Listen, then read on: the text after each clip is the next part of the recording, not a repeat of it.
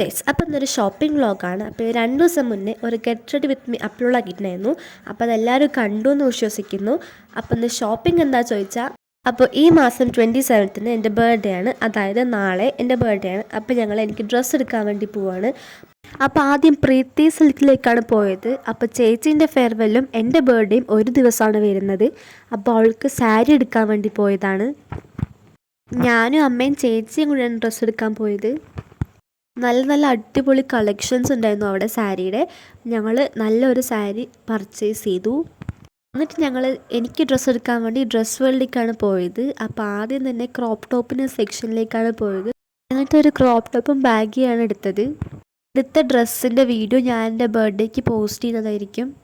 അവിടെ നിന്ന് ഇറങ്ങിയപ്പോൾ ഉച്ചയായി. അപ്പോൾ ഞങ്ങൾ ഫുഡ് കഴിക്കാൻ വേണ്ടി അടുത്തുള്ളൊരു ഹോട്ടലിൽ പോയി. എന്നിട്ട് അവിടെ നിന്ന് ഫുഡൊക്കെ കഴിച്ച് തിരിച്ച് വീട്ടിലേക്ക് പോവാണ്.